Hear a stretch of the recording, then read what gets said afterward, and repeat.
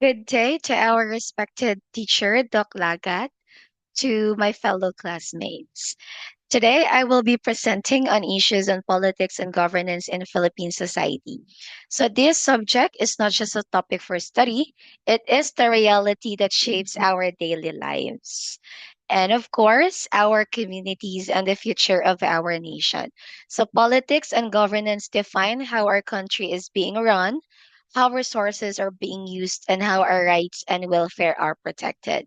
By understanding these concepts and challenges we face, we can better understand our role as citizens in building a stronger and more progressive Philippines. So, to guide us through with our discussion, my presentation follows this clear structure. First, we will begin with the introduction and political system, where we will define the key terms and explain how our government is organized. Second, we will move to governance challenges, where we analyze the major political and social issues that affect our democracy and development.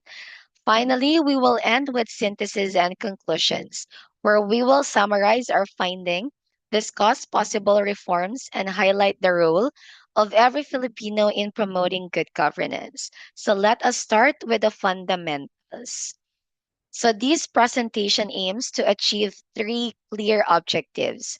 First is to explain the basic concepts of politics and governance, as well as the structure and nature of the Philippine political system. So this gives us the foundation to understand how our state functions well. Second is to analyze the major political and governance issues in our country and examine how these problems impact our democratic processes, economic growth, and social progress. Lastly, is to evaluate existing and proposed governance reforms and recognize the vital role of active citizens and responsible in upholding good governance and accountability. With these goals in our mind, let us define our core terms. So, what exactly is politics? So, in its simplest sense, politics is the activity of negotiating and exercising power and authority. It is the process that determines who holds leadership in us or in our society. So, paano gina-create or gina-made ang ating decisions and paano ang rules gina-set. So, as the slide explained, it is the mechanism that decides who governs and how policies are created. So, beyond power, politics also deals sa aton layi, sa aton resources, and of course, conflicts. It governs paano ang law gina-draft and gina-enforce, paano ang public funds, land, and services gina-distribute across different populations, and paano if may disagreements or conflict between groups, so paano siya gina-resolve peacefully. So the most famous definition comes from political scientist, which is si Harold Laswell, who described politics as who gets what, when, and how. So this means nga ang politics kuno affect every area, whether public man na or private lives naton. And of course, it start from the price ng goods nga ginabakal naton, the quality ng education and healthcare nga may ara kita, up to the protection ng ating rights and freedom of speech. Now we'll look at governance. So governance is broader than just government alone. It refers to the exercise of authority in managing public affairs, and it involves not only government officials, but also civil society organizations, and it also include the private sector kagita nga mga ordinary citizen. So it is how society organizes itself when making decisions and deliver the services. So for governance, to serve the people well, so it must follow the principles of good governance. First is the accountability, wherein leaders and institution must answer to the public for their actions and decision. Transparency, of course, government processes ng ilang transactions and information must be open and accessible to everyone. When it comes to rule of law, laws are applied fairly and equally sa tanan nga taho regardless man kung anong imo status or wealth. And for participation, of course, citizens have the right and opportunity to take part in every discussion and decisions nga mag-aapekto sa ilang nga life. And for responsiveness, institutions serve the needs of all sectors ng ating society promptly and fairly. And for equity, no one is excluded. Even sa opportunities and services, so dapat ma-reach ang mga pigado, even the marginalized and vulnerable group, because it also requires effectiveness and consensus, wherein services must be delivered efficiently ag ang decision magabase aiming sa common good rather than sa individual or group interest. So now, we have defined what is politics and governance, meaning let us now look closely at the structure of our own system. So, the Philippine political system is officially described as a democratic republic wherein the sovereignty or amo na siya ginatawag nga highest power and authority naga-reside gid sa tao. This means nga ang government exists only because the people give it the right to rule and its power comes directly from our consent. So as stated sa aton constitution, it is the government of the people, by the people, and for the people. So ang ini nga system is built on the principle of separation of power. Ginadivide ang authority among three independent branches. We have the legislative branch nga naga-create or naga-make ng aton law, ang executive branch naga-enforce ng aton law, and ang aton judiciary nga naga-interpret naman sa aton nga law. So ini nga setup yan designed to prevent any group or single person from holding too much power. Furthermore, our system is guided by core democratic principles. We have freedom, equality, justice, participation, or broad public participation and accountability. So these are not just words, they are the foundation nga maga-ensure nga aton rights is maprotektahan gid kag ang aton nga voice is mapamatian gid. So let us break this down further. First is the Philippine function as a democratic republic. So we are governed under the 1987 Constitution, which was ratified shortly after the historic 1986 People Power Revolution. So this constitution was written specifically to restore and strengthen ang aton nga democracy after years of authoritarian rule sa aton nga country. So it was designed to ensure nga ang mistakes ng aton past hindi na siya maliwat subong, and to put clear limits on government power. And then very important is it enshrines the principle that sovereignty belongs to the Filipino people. Kaya. So this means that all government officials from the highest to lowest are public servants. Hindi sila yung mga masters ng aton nga kabuhi. So they are elected or appointed to serve our interests and they remain accountable to us. So the Constitution also guarantees nga ang fundamental rights naton ma-establish gid ang fair process, ma-set ang standards sa kung paano ang nation naton dapat gina-govern. Next, our country gina-operates under a presidential system of government.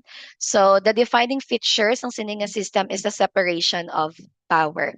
So, ang aton three main branches, again, the executive, legislative, and the judiciary, their function independently to one another. So each of these has their own specific duties and authority kag wala ni isang nga branch magakontrol sa iban man nga branch. So this create a system of check and balances where each branch can review, limit, or correct the actions of the others to prevent abuse of power. So under this system, ang president serve as head of the government. Unlike sa parliamentary system, ang president is elected directly by the people for a fixed term of 6 years with no possibility of re-election. So this fixed term gives stability to national leadership while ginaban naton ang re-election, naga-ensure that power cannot be held indefinitely by the person. So geographically and administratively, the Philippines is a unitary state. But may gina-follow siya nga system of ginatawag ta nga decentralization. So being a unitary state, but it also follow a system of decentralization. So it means that unitary state is the supreme authority and ultimate power remains with our national government. However, to make governance more responsive, kinahanglan ng aton nga country has devolved many powers and responsibilities sa aton mga local government units or ginatawag na sila as LGUs. So ini nga arrangement is formalized under the Local Government Code of 1991. So tungod sa sini nga layi, ang different provinces, cities, kag municipalities and barangays are given their own powers, resources, and authority para i-manage ang ila local affairs. So the goal is very simple lang gid, bring decision making closer sa ilang communities. So when local leaders understand ang ilang specific needs ng ilaon nga mga nasasakupan, syempre they can deliver services, they could build infrastructure and solve problems more quickly and effectively. So while a national government, they still set national policies and retains overall authority. So here are the branches of government naton. So first is the executive branch, which is the president or the head of state and government. Ang vice president, the successor and cabinet member na siya. While the cabinet, they implement national policies. Kung magamba naman kita, a legislative branch, we have bicameral Congress, we have the Senate and House of Representatives. Usually, they are the lawmaking bodies. They approve the budget and sometimes if may oversight nga katapo.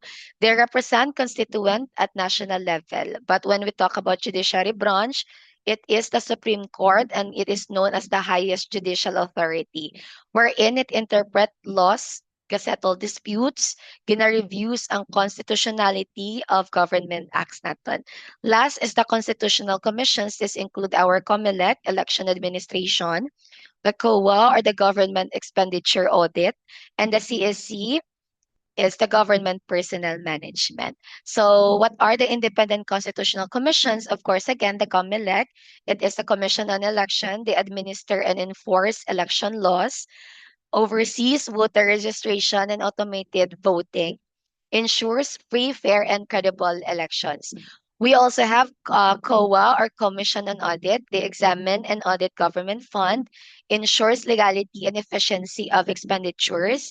Sila man ni ang nag-issue audit reports and identifying deficiencies, supports fiscal accountability and transparency. And the CSC or the Civil Service Commission, they are the one manages government human resources, hiring, sa ating mga government employees, set standards for public sector employment, promotes merit and fitness in civil service, and one of their goal is professional and efficient bureaucracy. Last is the ombudsman. They are the one who investigate public officials for corruption, prosecute graft and misconduct cases, and of course receive complaints from our citizen. And lastly is they strengthen accountability in the government. So now the issues on politics and governance in Philippine society. So now that we know those certain key terms, uh, we will gonna have the core part of our discussion, the very important and crucial one, which is the issues on politics and governance in Philippine society. So while our system is designed to be democratic and responsive, of course, the reality we face shows that there are deep-seated challenges that prevent us from fully achieving good governance. Kaya, ano muna siyang pinakasubo gid sa tanan. So the images here that you could see tell us the whole story. So kita nga mga citizen, we are exercising our own right to vote, but also we can also protest over unfair system. So we see crowded nga mga communities, sometimes unfinished roads, ang tsakto ginaguba, tapos ginakayo naman liwat, and flooding that shows gap in service delivery kit. And we see laws being made, but also questions over how justice is being applied. So ang ini nga mga issues does not exist separately. They are connected to one another. So problem like concentrated power, corruption and inequality weakens our democracy. And of course, gina-slow down niya ang aton nga development. And it's really make it hard for us ordinary Filipino citizen to improve ang aton nga kabuhi. So now let us examine these different challenges one by one, starting with one of the most debated structure in our political landscape. So of course, first, We have the political dynasties or the elite capture. So, of course, we look at this. So, it usually happens when members of the same family are hold multiple elected or appointed positions in our government, whether the same time man na siya or one after another across different generation. So for example, ang papa is serving as governor, while ang iya bata is the mayor and iya nga utod is the representative in the Congress. So over time, power influences nagastay within the same household instead of being open sa tanan nga qualified tani sa sina nga posisyon. So it is also closely linked to this as ginatawag naton nga elite capture. So usually naga-occur ni siya sa aton nga mga manggaranon nga mga powerful families or groups nga naga-take control sang political institution or kung gani lahi naton or policies to serve their own business or sometimes personal interest nila eh. So rather than nga paminsuron nga para siya tani sa general public. So kung amo ni siya kakatabo, politics became a tool to protect ang mga manggaranon kag ang may mga status and fame and not to solve ang mga problema naton nga mga ordinary citizen. So the result is the ordinary citizen find it hard to participate and the whole system of democratic governance becomes weaker and less responsive. So you might ask, you might wonder, no, nga is this allowed bala under sa aton nga lahi? So the answer is found directly sa aton highest law, which is the 1987 Constitution.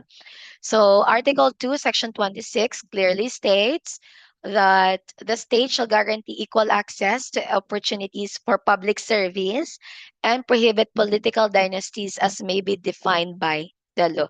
This means ng aton constitution itself gina-recognize ang political dynasties that are against the principle of fair and equal opportunities, and it orders the state to stop them. However, there is a critical gap when it comes to political dynasties.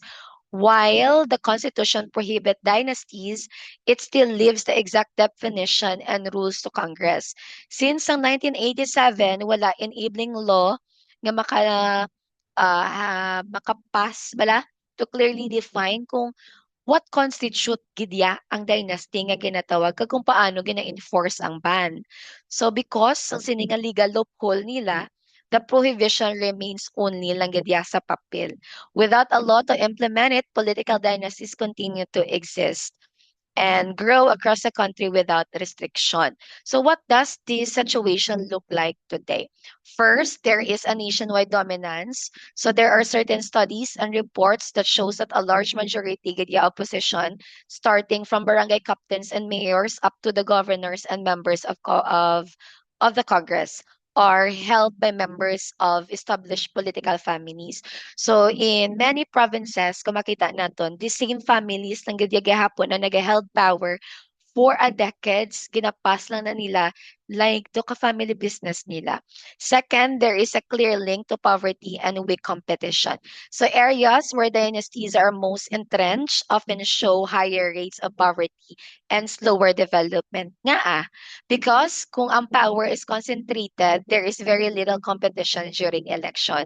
So kung wala sa mga strong challenger, syempre, leaders face less pressure to perform their responsibility and mas less ang incentive nga mag-create sila sa new policies or mas i-improve nila ang ila services. Kag lastly, there is regional variation. What does it mean?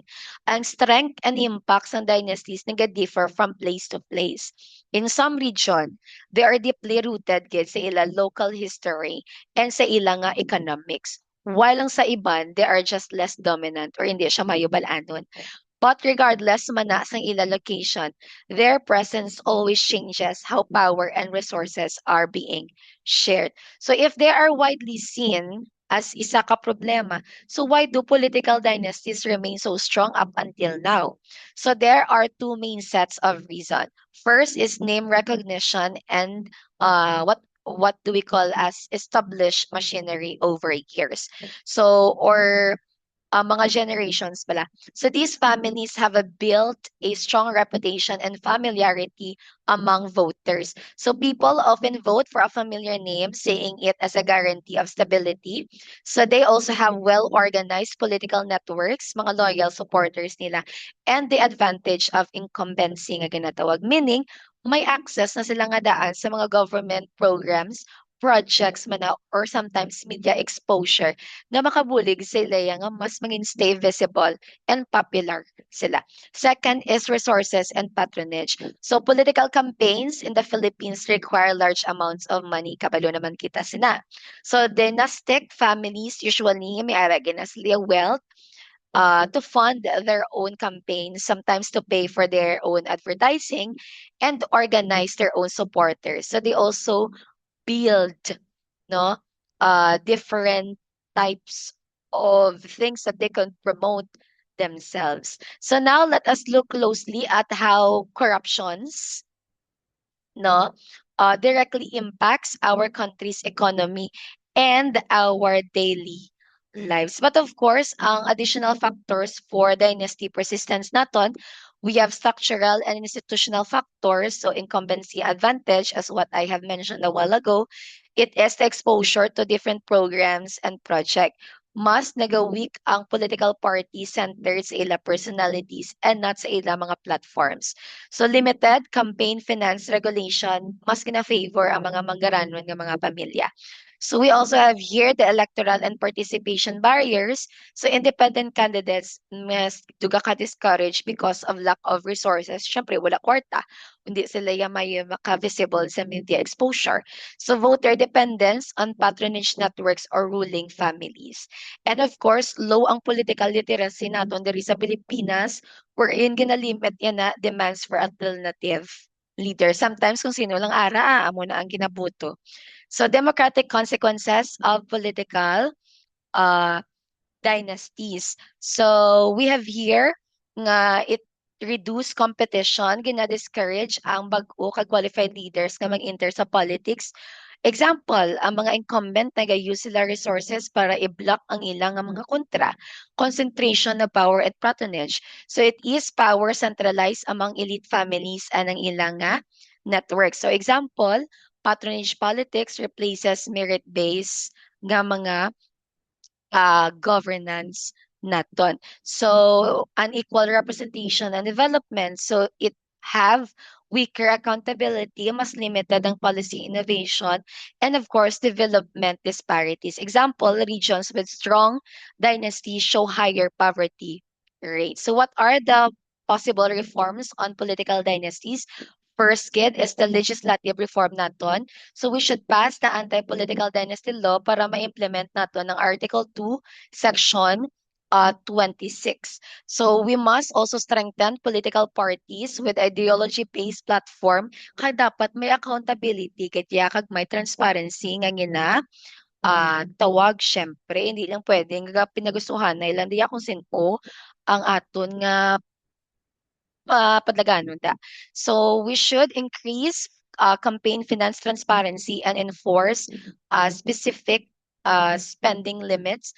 And we must support and protect independent candidates from political pressure because that is one of the reasons why they are afraid of. And when it comes to civic and voter empowerment, we must promote it to raise political literacy among our constituents and encourage them to participate and demand government accountability.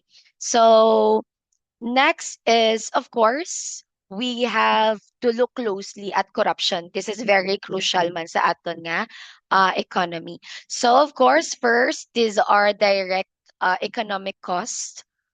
But on corruption, it refers to the abuse of entrusted power for private gain. For example, ang isa ka public official gina-accept niya ang bribe para i-approve ang mga different contracts nga ara sa iya nga nasasakupan. So what are the common forms sa corruption? Of course, first is the bribery. Next is nepotism, bid rigging, and of course, ang pinaka-timely gid ng no nga ginaistoryahan is the different ghost project. So for example, syempre, funds allocated to non-existent infrastructure project. Nga hindi taman mabalaan kung diin na to ang mga project nga dapat nahibalaan naton. So sometimes uh, it doesn't actually exist among mga services. So this is not just the act of a few bad officials, but it has become a widespread pattern that affects how our entire government operates. So why corruption happens? So to solve ang ini nga problema, so we must first understand nga aga sige-sige ni siya Japon tabo sa aton. First is weak enforcement and oversight. So agencies created to fight corruption like the ombudsman, the COA, and the courts. But of course, they have often lacked enough funding, hindi enough ang staff, and full independence to do their work effectively. So there are also many loopholes sa aton nga layi, and the process to investigate and prosecute corrupt official is very long, kauyaya gid sa sistema naton. So the result is very low conviction rates, which means nga there is little fear of punishment to stop people from doing it. Second, lack ang aton transparency and political patronage. So many government transactions, budgets man and decision makings processes hindi siya open to public. So when things are done in secret, syempre it's easy nga taguon siya ang pag-misuse ang funds. So this is made worse by patronage networks. So where corrupt officials protect one another and use their political power to avoid being investigated or sometimes removed sa ilang posisyon. Lastly is limited citizen monitoring. So many people wala kabalo kag kung paano maka-report kung sa diin maka-report sa corruption. Kag gamay lang gid ang protection nga mahatag sa ila, especially sa mga whistleblowers naton. So uh, people who speak up against wrongdoing. So if they come forward, for example, they often face harassment, threats, or sometimes madulaan sila sa ilang panghabuhian. So when citizens are afraid or unaware, there is no strong pressure from the public to force the government to act honestly. So what are the economic effects of corruption that directly impacts our daily lives? So first is there are direct economic costs. Corruption drives up government spending, of course, and operational costs. So when official demands kickbacks or overpriced contracts, the same project ends up costing taxpayers much more than it should. It also distort paanong public funds kina-allocate, paano ang kwarta na dapat sa eskwelahan, sa hospital, and roads often kina-divert to favored projects or personal pockets instead nga kung sa diinggit siya dapat nagakabagay. Sometimes, it causes delay sa infrastructure nga takes place a very long time to finish or nagabuild sila mga substandard nga mga materials nga maisili lang ang mga guba nga mas naga-waste sa mga resources nga may ara kita. Then we have broader economic consequences. So countries with high corruption rates are less attractive sa mga investors natin, both local and foreign na siya. Nga businesses cannot trust that rules will be fair and contracts will be honored. Siyempre, this weekends, our market competition gina-slow down ang overall economic growth, and in the end, it is still the poorest sector nga naga-suffer the most because corruption deepens our poverty and it widens the gap between the rich and the poor. So it erodes the trust sang citizen nga mag-trust sa ilaon nga government. So beyond money and budget, corruption also damages the very fabrics ng aton society, kagang aton nga democracy. First, of course, ang aton tax moral and our civic cooperation. So kung ang taho, seeing nga ang taxes ta are being stolen or misused, syempre, they are become less willing gadya to pay taxes honestly, kag mas maging hindi sila honest to follow the law. So this create a cycle of distrust towards the public.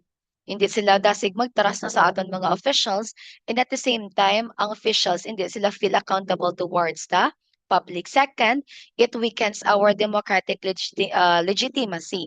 So kumbaga, ang aton democracy works only when people believe the system is very fair. So when corruption becomes widespread, citizens lose confidence in elections, laws, and public officials. So this leads to political apathy. So people stop joining community activities, they stop attending consultations, and stop believing that their participation can really make a difference. But of course, hindi na siya tanan negative. We also have tinatawag na accountability institution that designed to fight this kind of problem. So we have the COA or the Commission on Audit, the Ombudsman, the Sandigan Bayan, and the Department of Justice and Civil Society Group that acts as the watchdog. So for example, ang COA nag-audit under uncover irregular spending, ang ombudsman nag-investigate sa mga kag i-prosecutes ang mga official nga nag-violate sa aton nga lahi. So they are our first line of defense against abuse. So what is the role of Commission on Audit or COA? Syempre, to understand kung paano ang oversight works. So let us look on the COA. One of the most important independent bodies is the primary mandate, which is very clear. So it audits all the government funds, revenues, expenditures at every level. So it ensures nga ang every peso nga gina-collect is spent in a legal way, proper, kag use kag efficiently para sa public purpose, and it is in effect the people's accountant. So it audit functions and scope over not just national agency, but also local government units, government-owned corporations, and even state universities. So when COA finds irregularities, nag-issue na sila reports and notices of disallowance, which it require officials to return the funds that were spent improperly. Pero we must also recognize the limitation COA can identify errors, anomalies, and sometimes illegal spending, but hindi na sila pwede makafile criminal charges or send people to jail because that responsibility is ma-fall na siya sa aton nga ombudsman or sa aton nga sandigan bayan. So ang separation of duties is intentional, but it also means fighting corruption requires coordination across multiple agencies. So what are the challenges in combating corruption? So even with these institutions in place, fighting corruption remains very difficult due to three major challenges. First, lengthy ang aton investigation. So ang case takes a very long years or decades until siya ma-result. For example, blunder and graft cases often stall due to procedural delays. We have slow conviction rates. Few corruption cases result in actual conviction and imprisonment kaya nga ginatawag. Example, political connections and legal resources, kinabuligan ang accused nga mapalagyuhan ang mga penalties nga nakaagon para sa ila, masapos sa ilang makapalagyo. Third is political interference and public confidence. Because of this, agencies are created so they can still face pressure from powerful politicians to drop cases or slow investigations. When people see that justice is applied differently to the rich and powerful versus ordinary citizens pareha sa aton, so they lose trust in the whole anti-corruption effort. So weak institutions and check and balances. So this brings us to a deeper issue, the effectiveness of our whole system of check and balances. So this system is designed so that no one single branch hold too much power. Example, ang executive branch implement laws and runs government program. Ang aton legislative branch sila na ang gahimo sa aton mga laws, approve the budget, and has the power to oversee and investigate kung paano nagagiyo ang aton executive. Ang judiciary nato nag-interpret law, settle dispute, and check if any actions are being violated sa aton constitution. So independent bodies like the COA, COMELEC, ang Civil Service Commission, and the Ombudsman are supposed to stand apart from politics para ensure ang transparency and accountability nga ginatawag. However, kung ini nga mga branches or bodies becomes weak, syempre, stop checking each other, the system also breaks down. For example, if ang Congress stop monitoring ang budget, or ang korte cannot act independently, so there is nothing left to stop abuse of power. So we have institutional challenges. So why do this institution fail to work as they should? So first is the judicial backlog and political influence. So court face massive case backlog causing severe delays in our justice. Political interference, which undermines judicial independence and impartiality. We also have budget constraint and slow processes. So it underfunded institution, which it result to lack personnel or mga staff, technology, and resources nga dapat may ara kita. Bureaucratic red tape and slow procedures hinder effective governance. And of course, limited enforcement capacity and policy shift, which ang agency nagalack authority or means to fully implement or enforce ang mga layo or ang mga layi nga dapat may ara kita. And frequent policy reveals weaken institutional consistency and trust. So, is it important to have strong institution and public trust? Because first of all, it protects the rights and it prevents abuses from the ordinary citizen. So, strong institution uphold civil liberties and, of course, protect our human rights, prevent overreach, abuse of power, and authoritarianism, ensure that there is credible institution and a guarantee free and fair electoral process, and, of course, our public officials hold accountable for their decisions and action. Lastly, is to improve services and economic outcomes. We should have efficient institutions to deliver better public services and infrastructure. Public trust varies with institution performance and key events. So electoral integrity and COMELEC's role dapat must be free from coercion, fraud, and manipulation. Transparency and peaceful conduct are constitutional mandates. Ang aton COMELEC's core function should manage voter registration and candidate filing. Uy, dapat kinahanglan i-oversee nila ang automated voting system naton or AES for accuracy and security. And citizen watchdog organization, we have the PPCRV and the NAMFREL.